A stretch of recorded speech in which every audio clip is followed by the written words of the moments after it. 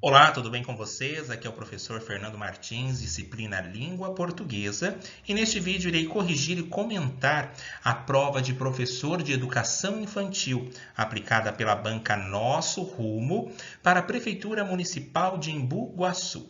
Lembrando que em vídeos anteriores você também consegue assistir a correção da prova de professor de desenvolvimento infantil aplicada também pela banca Nosso Rumo para a Prefeitura Municipal de Embu Guaçu. Estamos corrigindo aqui uma prova da banca Nosso Rumo, mas é totalmente viável que você também estude para outras bancas, pois vários conteúdos aí são os mesmos e precisamos aí compreender a gramática de uma forma mais contextualizada para que a cada dia possamos ter mais identificação com a língua. Lembrando que língua portuguesa é troca, vivência e diálogo. Então vamos trocar ideias, vamos dialogar e vamos aí procurar mostrar a nossa língua de uma forma a qual nós possamos aí perceber as estruturas comunicacionais que elas apresentam.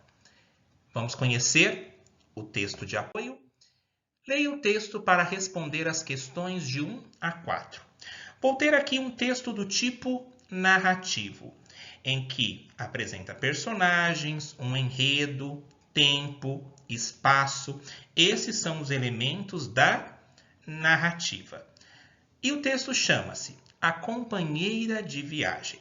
Vamos então compreendê-lo e falarmos um pouco aí a respeito deste tipo de texto. A moça vai para a Europa de navio e um amigo que lá se encontra encomendou um macaco.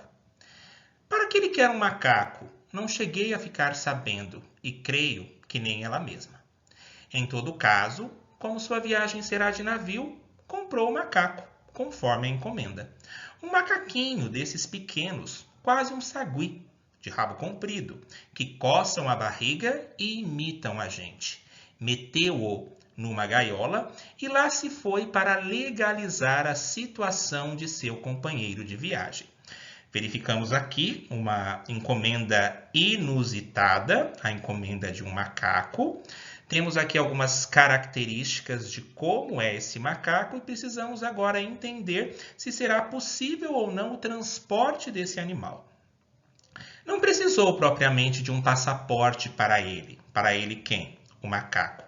Precisou de atestado de saúde, de vacina, disso e daquilo, além do competente visto em cada um dos consulados dos países que pretende percorrer até chegar ao seu destino. Depois foi a companhia de navegação, da qual será passageira cuidar da licença para ter o bichinho consigo a bordo. Temos aqui, primeiramente, toda uma explicação, mostrando que há uma burocracia para o transporte desse macaco e vamos agora verificar o que irá acontecer e qual será o desdobramento. O funcionário que a atendeu, sem querer criar dificuldades, fez-lhe ver que até então não estava previsto o transporte de macacos junto com os passageiros nos navios daquela frota. Então aqui já há uma dificuldade, o transporte desse animal. A senhora não me leve a mal, mas olhe aqui. Verifiquem o olhe, que é um verbo, do verbo olhar. Esse olhe está no sentido do quê? De dar uma ordem. A senhora não me leve a mal, mas olhe aqui. E mostrou-lhe um impresso, no qual se estipulava que os passageiros teriam que pagar um acréscimo no preço da passagem em escala crescente, ou seja, pagar a mais, para carregar consigo aves, gatos e cachorros. Em nenhum momento está mencionando o transporte de um macaco, e sim de outros animais, aves, gatos e cachorros. Macaco é a primeira vez que ocorre, por isso até hoje não foi incluído na tabela. Mas não se preocupe, ele poderá viajar como cachorro, o que significa que ela teria de pagar o preço mais alto da tabela pela viagem do macaquinho. Então temos aqui a seguinte situação. não está tabelada ali naquela lista de animais o macaco, e sim aves, gatos e cachorros. E para esse transporte estão querendo cobrar da mulher a tarifa de um cachorro. Só que a tarifa de um cachorro é o valor mais alto, tanto que aparece aqui mencionado. Vejam só, o que significa que ela teria de pagar o preço mais alto do valor da tabela pela viagem do macaquinho. Daí ela fala, como cachorro? Protestou. E por que não como gato? Porque a incluí-lo em alguma categoria, prestem atenção aqui nesta palavra, porque terá um exercício em que nós precisaremos aí verificar essa palavra como sinônimo. Porque a incluí-lo em alguma categoria, me parece que a mais aproximada seja dos cachorros. Ela fala, por quê? Porque entre um macaco e um cachorro, o funcionário coçou a cabeça, no qual foi logo imitado pelo macaquinho preso na sua gaiola. Onde que estava o macaco? Preso na gaiola. Bem, mas também não acho que ele pareça com um gato.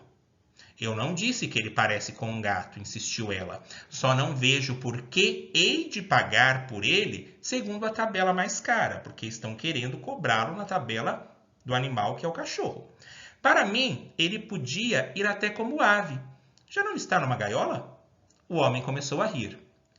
Quer dizer que basta meter dentro de uma gaiola que é ave? Ave tem 2 pernas, macaco tem 4. Quer dizer que eu sou ave? Porque tenho 2 pernas? Retrucou a mulher, retrucou ela. E ele respondeu, é uma questão de tamanho. Vacilou ele.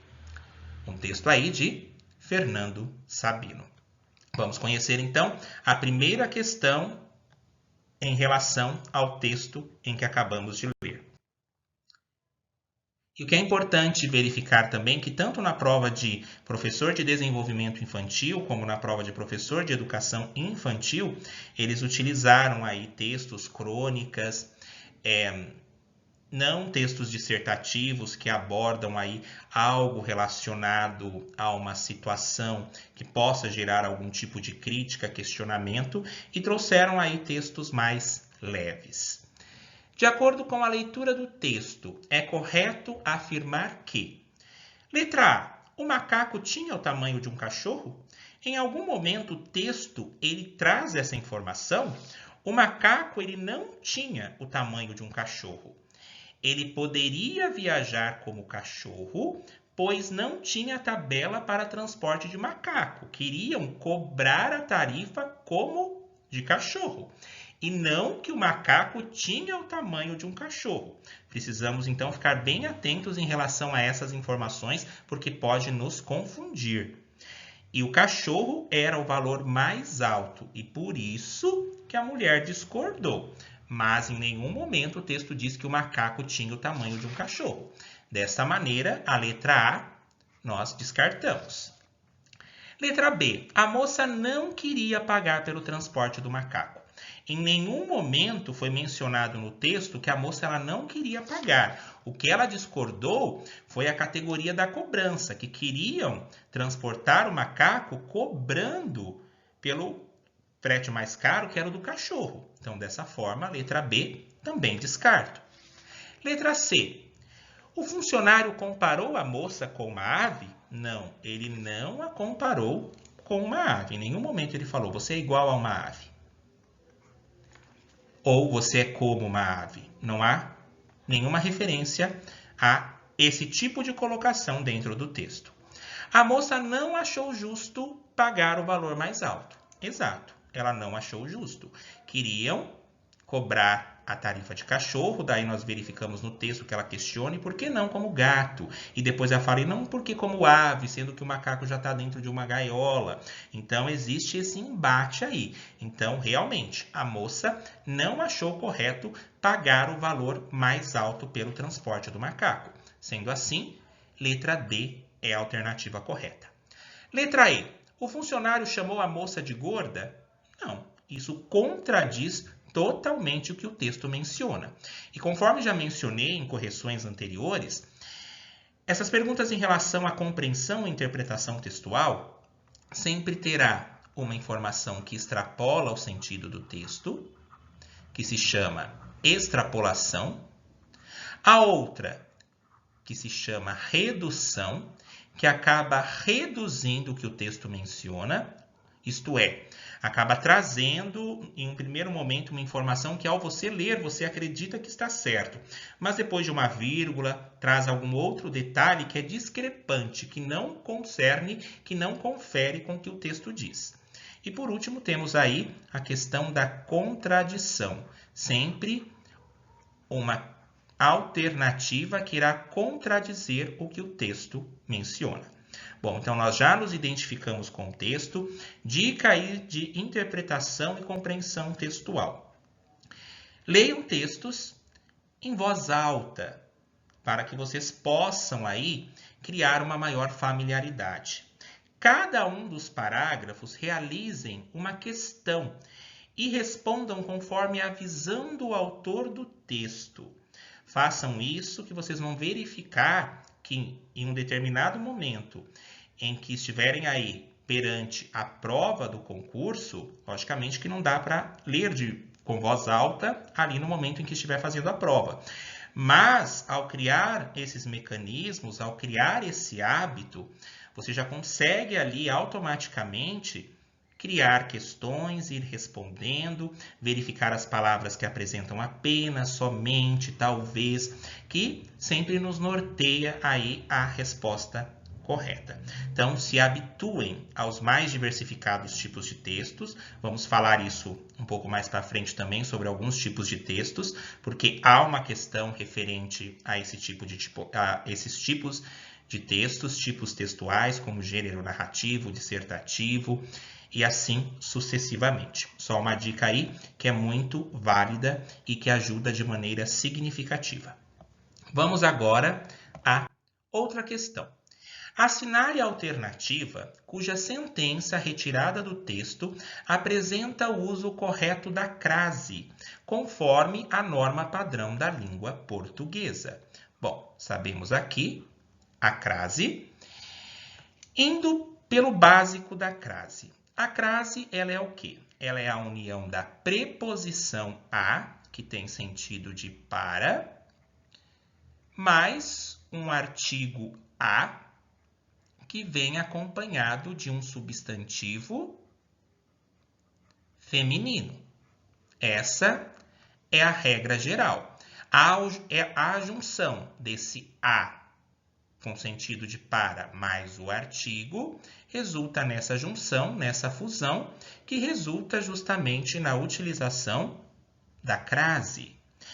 E o que é importante para que nós possamos nos familiarizar e nos habituar a utilizar aí esse tipo de acentuação? O processo de regência verbal e o processo de regência nominal. Quando eu falo em regência, conforme já mencionei em vídeos anteriores, eu gosto muito de citar que regência é uma relação. E se existe uma relação, não há como ter uma relação individual. Existe um termo regente, que irá mandar, e existe o termo regido, que irá obedecer a um comando.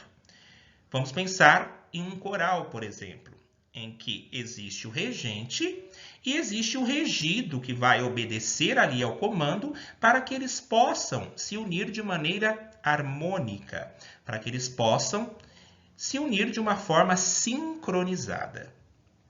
Vamos então aqui verificar algumas nuances da crase, olhando aí para verbo, olhando para nome, para que daí desta forma vocês possam criar aí mecanismos de estudo e verificarem com mais clareza a utilização da crase. Vamos para a letra A. A senhora não leve a mal, mas olha aqui. Nós temos aqui o leve. Aonde que eu tenho o acento da crase? O A. Daí você pode falar, a senhora não leve a mal. Não leva de qual modo? A mal. Quando nós temos aí ideias que apresentam um modo, mas que se elas estiverem no feminino, elas vão ter aí o acento indicativo de crase. Mas olhem aqui o que vem acompanhado. Mal. Eu falo o mal ou eu falo a mal? Notem que a palavra mal, ela é masculino. Então, se ela é masculina, eu não posso ter esta crase aqui. A senhora não leve a mal, sem crase. Por quê? Porque mal é uma palavra masculina. Sendo assim, a letra A ela está incorreta. Letra B. Depois foi a companhia de navegação, da qual será passageira cuidar da licença para ter o bichinho consigo a bordo. E aí? Será que nós temos essa alternativa como a correta? Vamos verificar. Quando eu falo da questão da regência, eu estou falando justamente sobre isso que vou fazer nesse exato momento. Fiquem bem atentos. Depois foi. Quem vai a algum lugar. E foi para onde? Para a companhia. Então, notem, companhia é uma palavra masculina ou feminina? É uma palavra masculina. Houve aqui a junção. Depois foi. Quem foi? Quem vai? Vai a algum lugar. E foi para onde? Para a companhia. Esse a que veio do verbo foi, ele é por causa da regência verbal. Quem vai a algum lugar. Esse a aqui ele estava escondido e eu descobri a presença desse a, que é uma preposição que tem sentido de para, por conta da regência. Eu fui. Ah, você foi para onde? Você foi a qual lugar? Então, esse a aqui é o termo regido de um termo regente. Quem vai a algum lugar. Então, esse a surgiu por causa do foi. E companhia é um substantivo feminino que vai agregar um artigo feminino, porque eu não posso falar o companhia, eu falo a companhia. Então, é justamente essa fusão, essa junção que vai resultar a crase a com a companhia. Até o momento aqui está correto. Depois foi para a companhia, depois foi a companhia de navegação, da qual será passageira cuidar da licença para ter o bichinho consigo a bordo. Só que agora nós temos que verificar esse a bordo. Bordo é uma palavra masculina ou feminina? Bordo é uma palavra masculina. Sendo assim, eu não posso ter a crase. Desta forma, a letra B ela é a alternativa correta. Quem vai a algum lugar. Foi para onde? Para a companhia. Esse a com sentido de para, mais esse a artigo, se juntaram, resultando na crase. E o a bordo não vai a crase, porque bordo é uma palavra masculina. Letra B, alternativa correta. Agora a letra C. Para que ele quer um macaco? Não cheguei a ficar sabendo e creio que nem ela mesma. Vejam aqui. Eu posso fazer o seguinte. A crase não é a junção do a mais o a, um a com sentido de para e outro com sentido de a mesmo, porque é um artigo? Será que eu consigo ler? Para que ele quer um macaco? Não cheguei para a ficar sabendo e creio que nem ela mesma. Não tem sentido eu falar para a ficar. Agora, se eu falo, para que ele quer um macaco? Não cheguei a ficar sabendo e creio que nem ela mesma. Não necessitou da preposição. Mas uma outra forma que eu posso fazer aqui é que não há crase diante de verbo no infinitivo. O que é um verbo no infinitivo? É aqueles que terminam em ar, ir. Por isso que muitas vezes, placas a partir de R$10. Não existe a crase nesse a partir, porque não há crase diante de verbo. A mesma coisa aqui. Sendo assim, a letra C ela está incorreta. Letra D. A moça vai para a Europa de navio e um amigo que lá se encontra encomendou um macaco. Percebam que eu tenho a mesma situação aqui. Quem vai a algum lugar. E vai para onde? Para a Europa. Mas aqui já está o para. Para que eu colocasse a crase nesse a, eu teria que tirar esse para daqui. Porque já entende que esse para é o a que está diante do verbo vai. Quem vai a algum lugar. Para que tivesse a crase, então como que ficaria? A moça vai à Europa. Eu não precisaria colocar o para aqui. Porque o para já é uma das partes que se une ao acento indicativo da crase. Dessa forma, a letra D está incorreta. A letra E. Só não vejo por que hei de pagar por ele segundo a tabela mais cara. Vejam só. Só não vejo por que hei de pagar por ele segundo. Segundo o quê? Pagar o quê? Eu não estou pagando a quem? Eu estou pagando o quê? Eu estou pagando segundo a tabela. Sendo assim, esse é um verbo transitivo direto que não precisa de preposição. Agora, se eu falasse, pagarei a professora. Nesse sentido, quem paga, paga a alguém. Esse A que está dentro do parênteses é igual a esse A que está dentro do colchetes? Não. O que está dentro do parênteses, ele é uma preposição, que vem do verbo pagar, porque quem paga, nesse contexto, paga alguma coisa a alguém. E eu vou pagar para quem? Para a professora. Esse A que está dentro do colchete, ele é um artigo, porque ele acompanha professora, que é um substantivo feminino. Enquanto esse A que está aqui no pagarei, ele é uma preposição, porque ele surgiu por causa do verbo. Notem aqui, quem paga, paga alguma coisa a alguém. Nesse contexto aqui, eu colocaria a crase, porque eu estou pagando algo a alguém. Agora, se eu coloco pagarei a dívida, eu não estou pagando nada para ninguém. Eu pagarei. Pagarei o quê? Daí já não é necessário preposição. Daí eu já tenho um verbo transitivo direto em que não precisa preposição.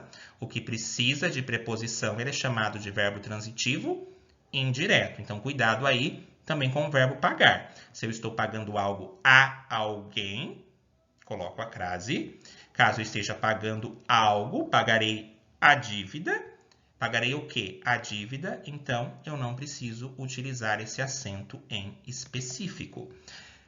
Então, estudem bastante, se familiarizem aí em relação à crase, com ideias que apresentam modo, tempo, lugar, em relação à regência verbal, em relação à regência nominal. Tem muitos outros vídeos aí no canal falando de regência verbal, nominal, de uso de crase, justamente para que possamos nos familiarizar com essas utilizações. Sendo assim, a 2 é a letra B de bola, alternativa correta. Vamos agora à questão 3. Essa banca em específico, ela gosta muito de falar de tempo e modo verbal. Tempo verbal fala em presente, passado, que também pode ser chamado de pretérito, e futuro. Presente, passado ou pretérito e futuro. Então, é necessário aí que eu me familiarize com essa questão. Tempo verbal, eu estou falando o quê? Em presente,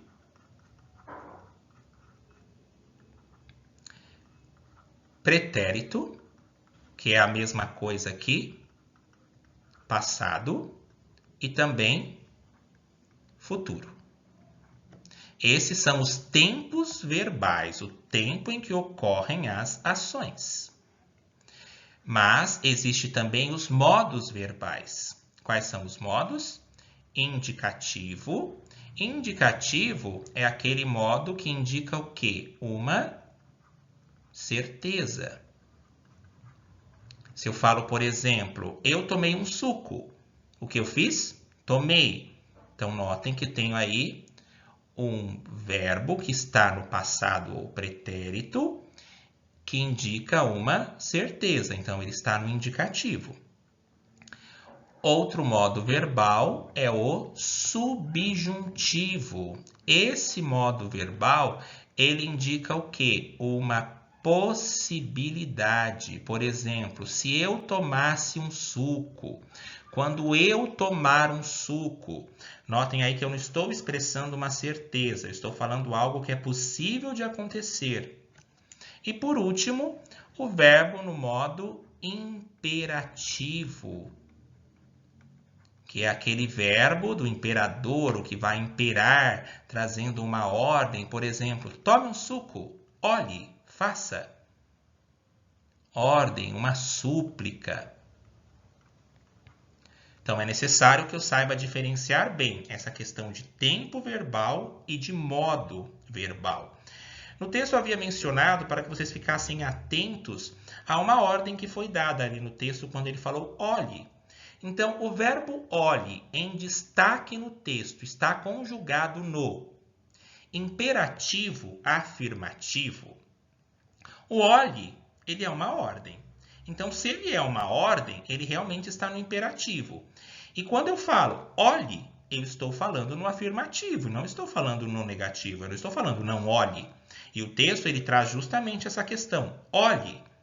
Sendo assim, está no imperativo porque é uma ordem e no afirmativo. Sendo assim, a alternativa A, ela é a correta.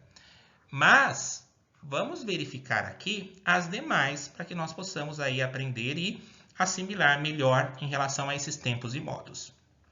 Futuro do subjuntivo.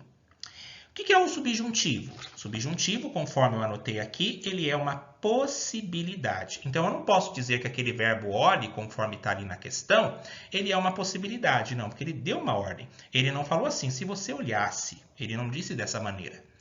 O que é o futuro do subjuntivo? É uma ação que ocorrerá no futuro, expressando o quê? Uma possibilidade de que em breve algo irá acontecer. Então, aqui estaria no futuro do subjuntivo se colocasse da seguinte forma. Quando você olhasse, quando você olhar, daí sim estaria no futuro do subjuntivo, porque era uma ação que iria ocorrer no futuro, indicando uma possibilidade. Outras formas. Quando eu falar, quando ele tomar, futuro do subjuntivo. Uma ação que ocorrerá no futuro, expressando uma possibilidade de que algo em breve virá acontecer. Quando ele tomar, quando ela falar, quando ela olhar. Nessa construção, então sim, eu tenho o futuro do subjuntivo, o que não cabe na questão que foi colocada aqui pela banca. Sendo assim, a letra B ela está incorreta. Pretérito imperfeito do subjuntivo. Sabemos que o pretérito é o tempo verbal, que é a mesma coisa que passado. E o pretérito imperfeito refere-se ao quê? Refere-se a um fato que pode ou não ter ocorrido. Por exemplo, eu tomava um refrigerante. O que eu fazia? Tomava. Esse verbo aí, ele me dá a indicação da certeza de que realmente eu terminei a ação de tomar refrigerante?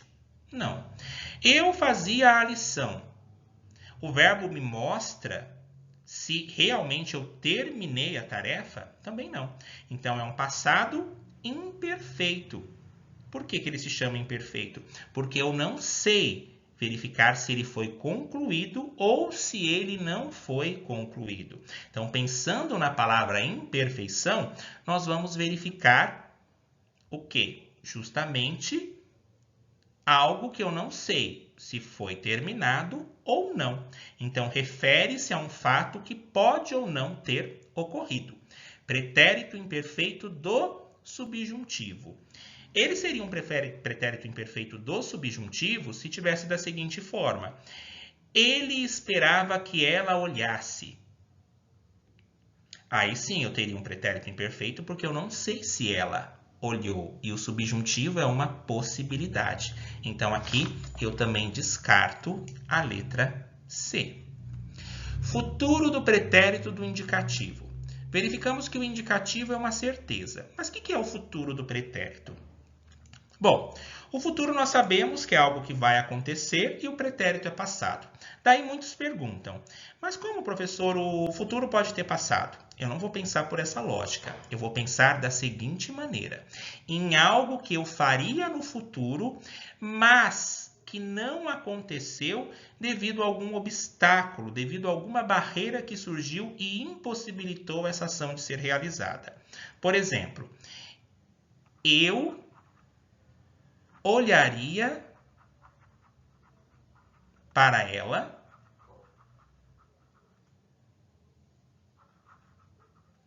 mas não consegui. Notem que eu iria fazer uma ação no futuro, mas aconteceu algo que me impossibilitou de olhar e essa ação acabou não sendo concluída, ficando no passado. Então, é dessa maneira que eu preciso olhar para o futuro do pretérito. Eu compraria aquele livro se ele estivesse disponível. O que eu faria no futuro? Eu compraria, mas não fiz porque não houve a disponibilidade do livro. Pretérito perfeito do indicativo. Pretérito passado. O perfeito, o verbo vai me mostrar a indicação de que ele realmente foi concluído. Por exemplo, eu estudei para a prova. O que eu fiz? Estudei. Eu não falei eu estudava. Se eu falasse eu estudava, daí seria um pretérito imperfeito, porque daí você não vai saber se a ação já foi concluída. Agora, eu estudei para a prova, eu já acabei, eu já terminei. Então, é um pretérito perfeito do indicativo, porque expressa uma certeza.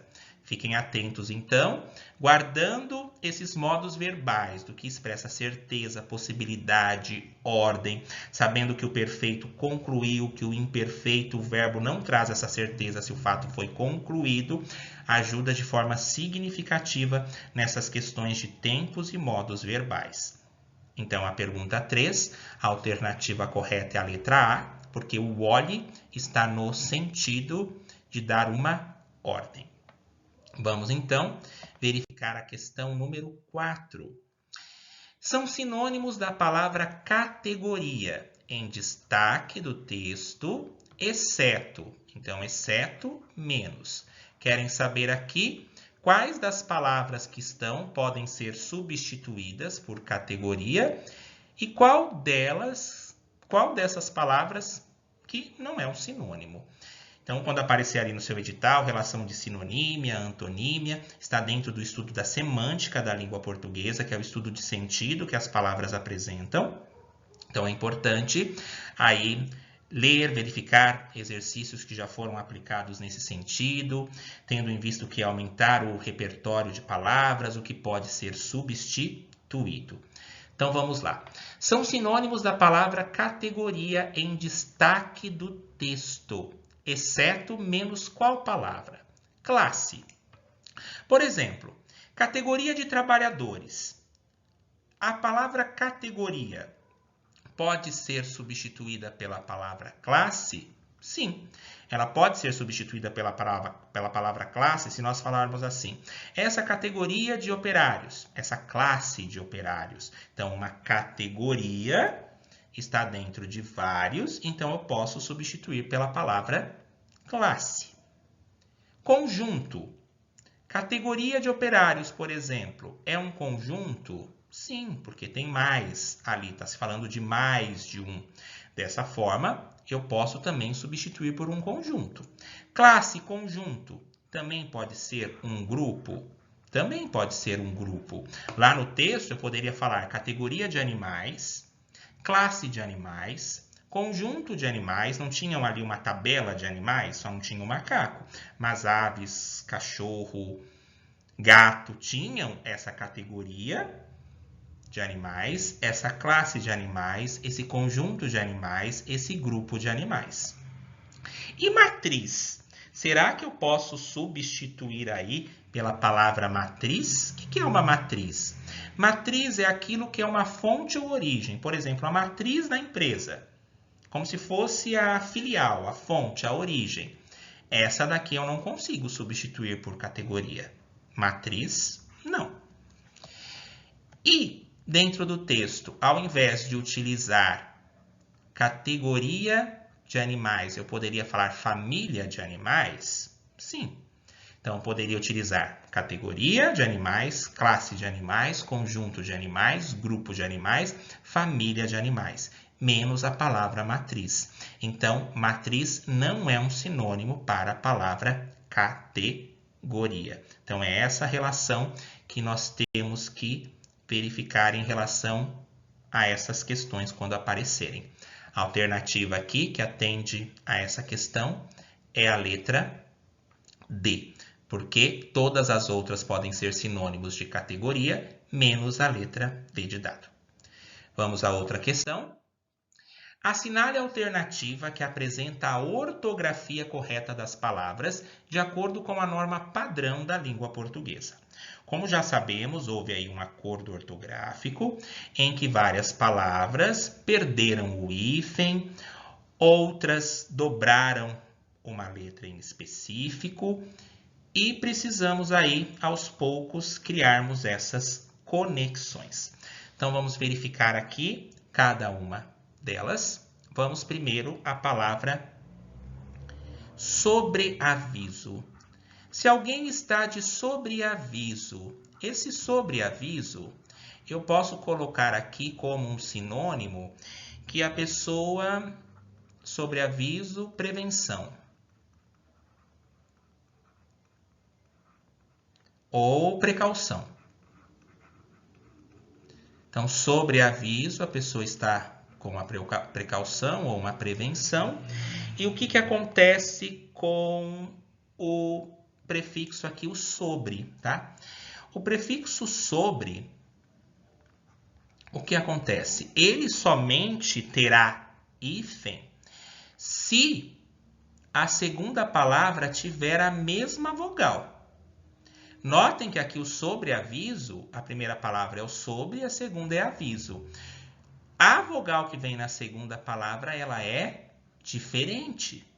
Então, sobreaviso, que é um sinônimo aí de precaução, de prevenção, ela não pode ter esse hífen. Ela é escrito sobreaviso. Então, anotem aí. Prefixo sobre, se na segunda palavra tiver uma vogal diferente, ela não pode ter hífen. Ela é escrita tudo junto. Sobreaviso, tudo junto. Antirrugas. Vamos lá. O prefixo ante. Vejam só. Ante. Se eu tenho um prefixo que termina com i, a segunda palavra começa com a letra R ou com a letra S, o que ocorrerá com ela? Ela dobra a consoante. Então, o correto é antirrugas. Agora, se eu tenho, por exemplo, a palavra anti-idade, por exemplo, um creme anti-idade, será que junta os dois is? Notem só, eu tenho o anti, que é o prefixo, e o idade. Somente vai ter hífen se, verifiquem aqui, a última letra aqui do prefixo anti é o i. Se for a mesma letra do início da segunda palavra. Então, anti-idade. Daí aqui vai ter o hífen. Caso contrário, não. Por exemplo, contra-reforma. Por muito tempo se escreveu dessa maneira. Mas se eu tenho o prefixo contra e ele termina com a letra A e a letra é diferente da letra que inicia a segunda palavra, o que acontece? Dobra. Ok? Antissocial. Tem o prefixo anti novamente.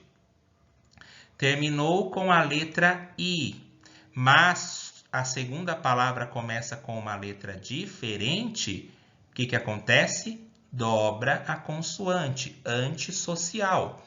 Dessa maneira, conforme esses exemplos que eu discriminei aí para vocês, antirrugas se escreve com 2 R's. Por quê?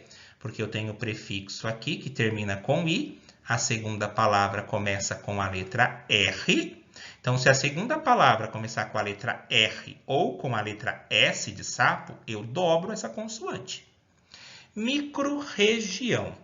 Em microrregião, caso o segundo elemento iniciar com S ou com R, também vai dobrar. Então, é o mesmo caso. Micro é a primeira palavra. Região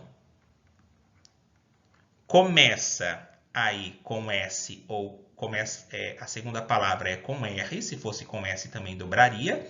Então, microrregião dobra. Então, microrregião com 2 R's. Então, guardem isso. Micro, se a segunda palavra começar com R ou com S, dobra-se a consoante. Coadjuvante. Essa palavra aqui nós já estamos mais acostumados. Por exemplo, o Oscar de melhor ator coadjuvante. Não há hífen nessa palavra. Coadjuvante. Sobreerguer. Olha a diferença do sobreaviso lá da letra A, agora com a letra E. O que fala o prefixo sobre? O que é sobreerguer? É pôr em uma situação superior. Sobreerguer. Mas, se eu tenho o prefixo aqui, o sobre, e a segunda palavra começa com a mesma letra, olha só, o sobre terminou com a letra E e a segunda letra começa com a letra E. Então, sobreerguer se escreve com o hífen. Então, a alternativa correta aqui é a letra E. Então, vou colocar aqui para vocês alguns prefixos, ok? Em que nós precisamos aí prestar atenção em relação à grafia, à ortografia correta das palavras. Vamos então verificar. Então percebam que algumas palavras aí precisa dobrar o R, outras precisam dobrar o S. Então é bom fazer aí um esquema mental, um mapa mental, justamente para se familiarizar com esses termos. Vamos então fazer uma pequena lista aí dos prefixos aos quais nós precisamos prestar atenção para saber o que ocorrerá, se terá hífen ou se não terá o hífen. Vamos verificar aqui.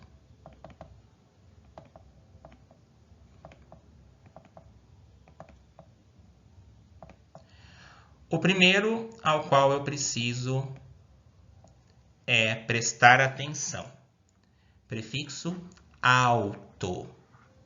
O segundo, contra. O próximo, extra. O outro, infra.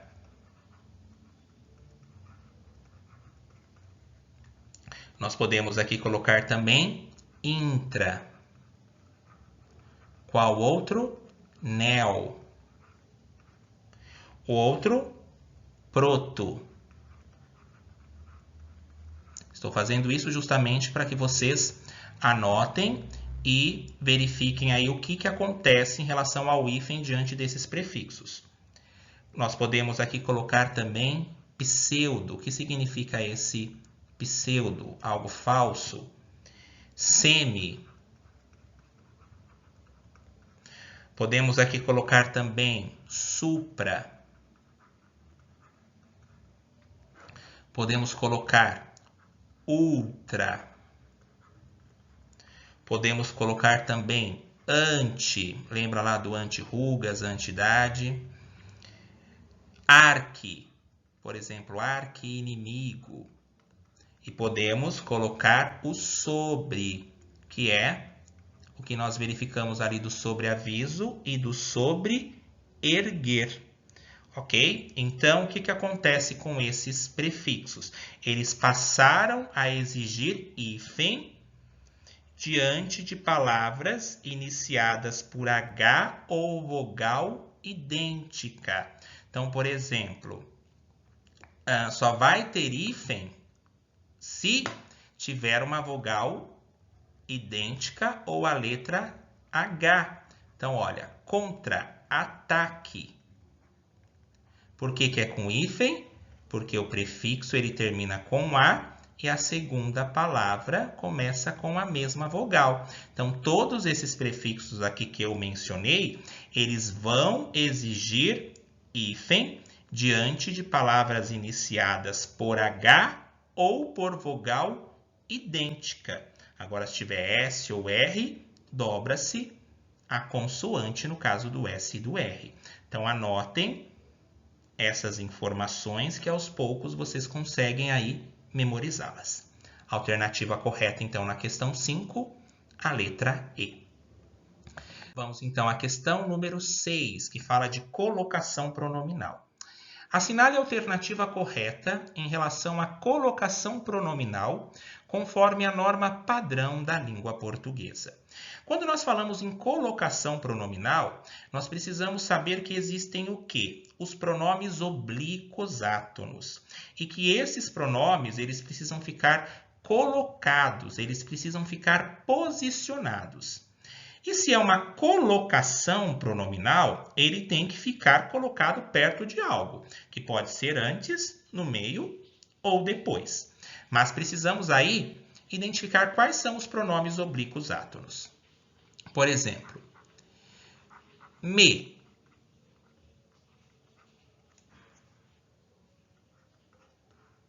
te, se, nos, vos, o, a, lhe. Esses são alguns dos pronomes oblíquos. Encontrou-me, encontrou quem? Eu. Chamou-nos, chamou quem? Nós. Encontrou-a, encontrou quem? Ela. Estes são os pronomes oblíquos. E esses pronomes, eles vão ficar posicionados, conforme mencionei, antes do quê? Antes do verbo, no meio do verbo ou depois do verbo. Para isso existem algumas nomenclaturas. Uma se chama próclise.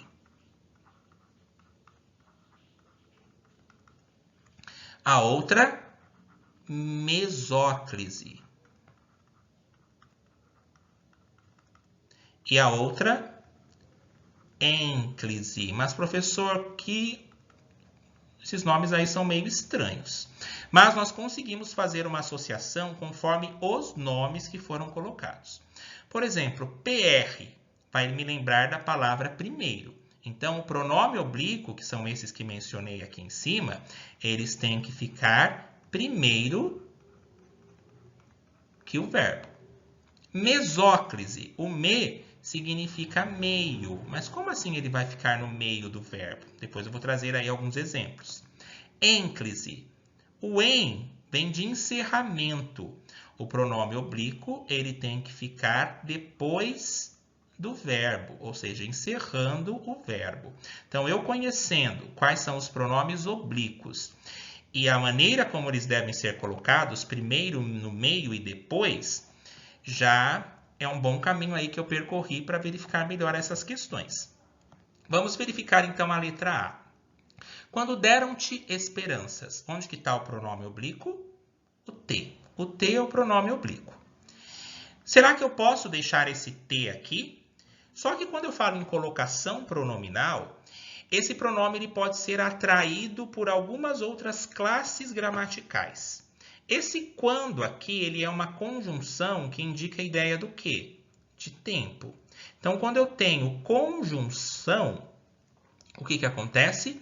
O T ele não pode ficar depois do verbo. Ele vem, então, para frente. Então, quando te deram esperanças e não quando deram-te esperanças. Mas, professor, poderia ficar deram-te esperanças? Poderia, se não tivesse o quando na frente, porque eu não posso iniciar frase com pronome oblíquo. Se eu tivesse, por exemplo, deram-te esperanças, somente essa frase, daí ela estaria certa. Por quê? Porque eu não inicio frase com pronome oblíquo. Agora, esse T, ele foi para frente por causa do quando, que é uma conjunção que expressa a ideia de tempo. Então, conjunção atrai o pronome oblíquo. Então, o correto aqui é quando te deram quando te deram esperanças e não quando deram-te esperanças. A dificuldade, às vezes, nesses exercícios é qual? É que nós lemos todas as alternativas que está aqui e nós compreendemos normalmente qual que é a mensagem. Mas quando nós somos aí cobrados para colocarmos diante da norma padrão da língua portuguesa, então nós precisamos entender alguns mecanismos, alguns recursos para verificar de que forma que esse pronome ele será colocado. Então, a letra A, aqui ela está incorreta. Letra B, seu maior sonho é casar-se. Mas, professor, veja bem, aqui eu tenho dois verbos. Eu tenho o que é um verbo, e o casar. Okay? Então, tem o verbo aqui que é o que é um verbo auxiliar, e tem o verbo principal, que é o casar. Quando eu tenho aqui essa construção, e notem que esse casar é um verbo que está no infinitivo. Por que no infinitivo? Porque os verbos que terminam em ar, ir, são chamados de verbos no infinitivo.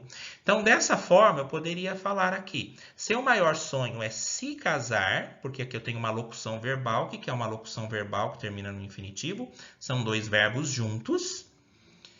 Tem aqui uma locução verbal, então poderia ficar: seu maior sonho é se casar ou é casar-se. Sendo assim, a letra B é que está correta. Agora veja. Ontem disseram-me que haveria expediente no final de semana. Se eu tirar esse ontem, como que ficaria? Disseram-me que haveria expediente no final de semana. Daí estaria certo. O me ali posicionado. Por quê? Porque eu não inicio a frase com o pronome oblíquo. Mas o ontem, ele é um advérbio que traz ideia de tempo. Dessa maneira, o correto seria: ontem me disseram. Então, se o pronome oblíquo fica antes do verbo disseram, ele vai ser uma próclise. O pronome ele está colocado de maneira incorreta. O certo é: ontem me disseram que haveria expediente no final de semana. Agora veja aqui. Jamais desafie-me. Se eu tirar o jamais, ficaria como? Desafie-me. Daí estaria certo, porque eu não posso iniciar a frase com o pronome oblíquo. Daí eu teria uma ênclise, porque o me estaria colocado corretamente depois do verbo.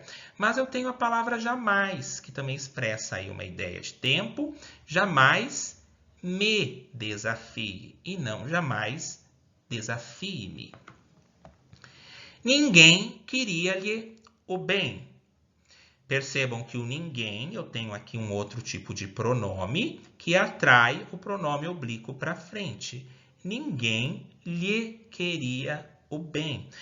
Percebam que muitas das palavras, o caso delas são de próclises, porque elas são atraídas. Elas podem ser atraídas por conjunções, por interjeições, por alguns outros tipos de pronomes, por advérbios, por alguns tipos de locuções verbais, em que pode ficar tanto, igual no caso da B, seu maior sonho é se casar ou é casar-se. Permitiu essas duas construções aí por causa da locução verbal, que eu tenho um verbo no infinitivo. Então, esses exercícios são como um quebra-cabeça, em que eu preciso verificar quando que o verbo vai para frente, quando que ele pode ficar depois.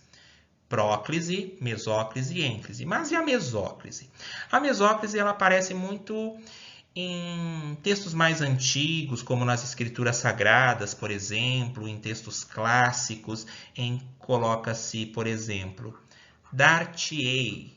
Ele sempre vai refletir o que? O futuro do presente ou o futuro do pretérito.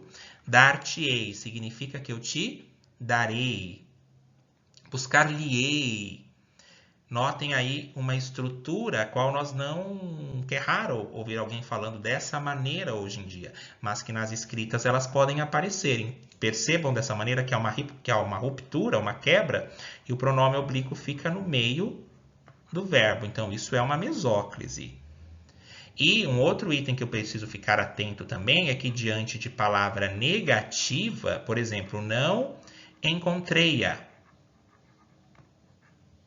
Onde está o pronome oblíquo? O a. Palavra negativa também atrai o pronome oblíquo para frente. Não a encontrei. Nesse exercício, a correta, então, é a letra B de bola. Fiquem atentos, então, aos pronomes oblíquos e aos posicionamentos e a maneira como eles devem ser colocados. Vamos aí a outra questão. 7. Aqui está perguntando o seguinte: essa figura de linguagem ocorre quando não existe um termo específico para designar algo, e por isso utiliza-se outros termos para substituir essa falta. Trata-se. Então, essa afirmação que nós lemos se refere à explicação de qual tipo de figura de linguagem. Figura de linguagem, nós temos várias figuras. Então, é importante aí nós nos familiarizarmos a essas figuras. Existem metáforas, hipérboles, antítese, mas vamos trabalhar nessas que estão aqui. Será que a figura de linguagem que ocorre quando não existe um termo específico para designar algo e por isso utiliza-se de outros termos para substituir essa falta é uma sinestesia, é um eufemismo, é uma catacrese, é uma ironia ou é zeugma? Vamos aí comentar brevemente sobre cada uma delas. Existe figura de linguagem, figura de som, figura de sintaxe, figura de construção. Sinestesia. O que é essa figura? Essa figura de linguagem é aquela figura que trabalha com os sentidos humanos, que trabalha com a questão do tato, do olfato, do paladar, da visão, da audição. Por exemplo, sua voz era muito doce. Sua voz era muito doce. Essa figura de linguagem, ela vai trabalhar com os sentidos humanos, que conforme mencionei, tato, olfato, paladar, visão e audição. Sua voz era muito doce. Esse S aqui, ele significa sentido. Então, sinestesia é a figura de linguagem que trabalha com os sentidos humanos. Eu poderia falar o cheiro doce da infância, o lado negro da vida. Tudo remete ao quê? Às sensações, às percepções que nós temos. A sua voz aveludada, o seu toque macio. Percebam que eu estou trabalhando com as sensações dos sentidos que nós temos. Sendo assim, essa não é a alternativa correta, porque nós sabemos agora que a sinestesia é a figura de linguagem que trabalha com os sentidos humanos. E ela não tem aí um termo específico para designar algo, e por isso utiliza-se outros termos para substituir essa falta. Nós vamos entender melhor quando chegarmos à alternativa que se fala. Mas o que precisamos saber aqui, que se tivesse essa figura de linguagem ocorre quando trabalhamos com as percepções humanas, com os sentidos humanos, daí sim a resposta seria uma sinestesia, mas não é o caso. Eufemismo. O eufemismo é aquela expressão que pode parecer grotesca e eu quero suavizar para deixar em um tom mais leve. Por exemplo, o homem praticou atos ilícitos. Eu estou suavizando um termo que para alguns pode parecer muito grotesco. Eu poderia falar, o homem roubou. Então pode parecer grotesco para alguém. Mas se eu falo, o homem praticou atos ilícitos, ele é um boa-vida. Seria um eufemismo para dizer, ele não faz nada, não quer saber de nada. Agora, se eu tivesse da seguinte forma a construção dessa questão. Essa figura de linguagem ocorre quando quero suavizar algo que parece grotesco a alguém. Daí sim eu teria um eufemismo. Então, essa alternativa também não é a alternativa correta. Catacrese. A catacrese é aquela metáfora já desgastada. Por exemplo, quando eu não consigo utilizar um termo apropriado para algo que eu estou falando. Por exemplo, quando eu falo pé da mesa. Será que eu consigo encontrar um termo que substitua de uma maneira mais adequada pé da mesa, ou nós já estamos tão acostumados com esse termo que nós não conseguimos utilizar outro? Por exemplo, dente de alho. Por exemplo, céu da boca. Por exemplo, asa da xícara. Então, são termos aos quais eu não consigo fazer estas associações. Então, isso é uma catacrese. A resposta seria catacrese se tivesse no enunciado da questão.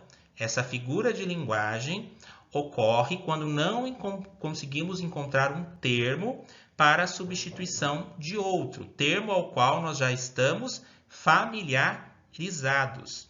Sendo assim, também não é uma catacrese. Ironia. Uma ironia é quando eu menciono algo ao qual não acontece conforme o que eu estou esperando. Por exemplo, se eu entro dentro de uma sala de aula e os alunos ali estão todos bagunçando, e eu chego e menciono, parabéns pelo comportamento de vocês. Está ocorrendo aquilo que eu estou mencionando? Não. Então eu estou sendo irônico. A resposta aqui é zeugma. O que é zeugma? A zeugma, ela é utilizada para omitir termos na oração com o objetivo de evitar a repetição desnecessária de alguns termos, como verbos e substantivos. Como assim? Vamos colocar aqui um exemplo que encontrei de um pequeno trecho do livro O Ateneu, de Raul Pompeia, que fala o seguinte: o colégio compareceu fardado. O colégio compareceu fardado.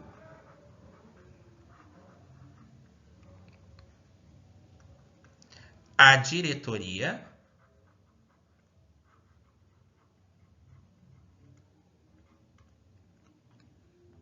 de casaca.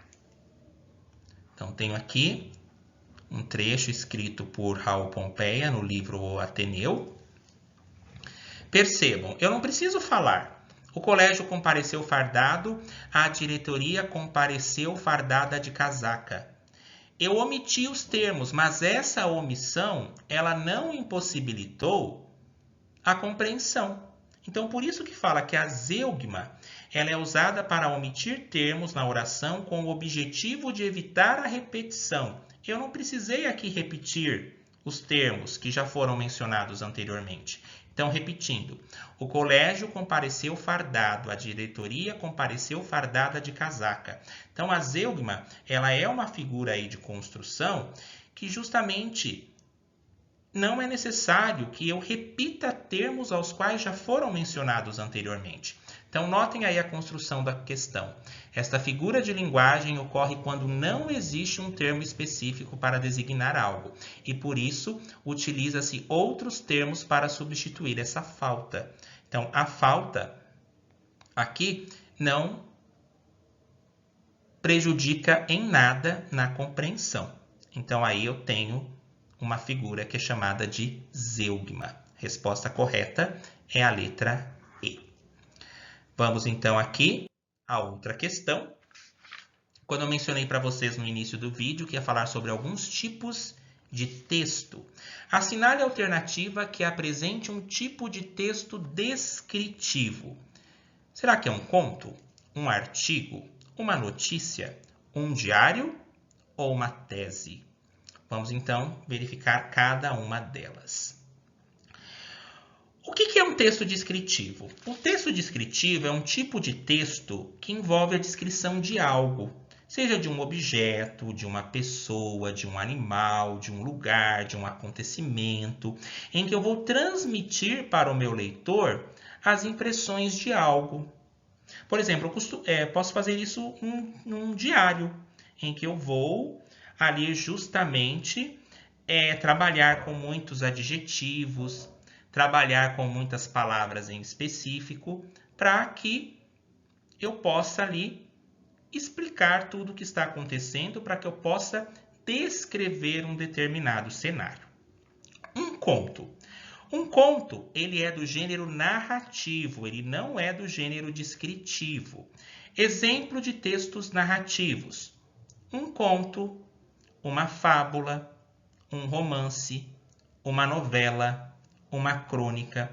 O texto que nós lemos aqui, que é a base do concurso, é um texto narrativo, porque envolve apresentação, desenvolvimento, clímax, tem um desfecho, tem todo um enredo, tem um narrador, que pode ser personagem ou onisciente, tem vários personagens. Eu vou conseguir desenvolver as ações do personagem, marcadas por um tempo, por um espaço. Então, um conto, ele não é um tipo de texto descritivo. Ele é um tipo de texto narrativo.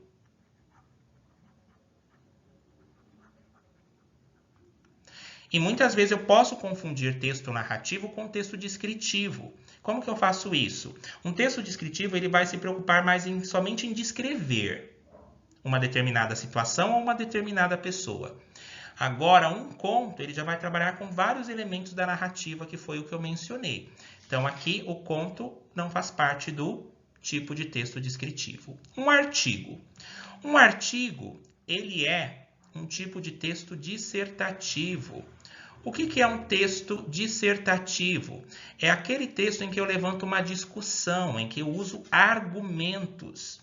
Por exemplo, uma redação do Enem é um texto dissertativo, em que eu vou fazer um argumento. Ele não é aí um texto descritivo.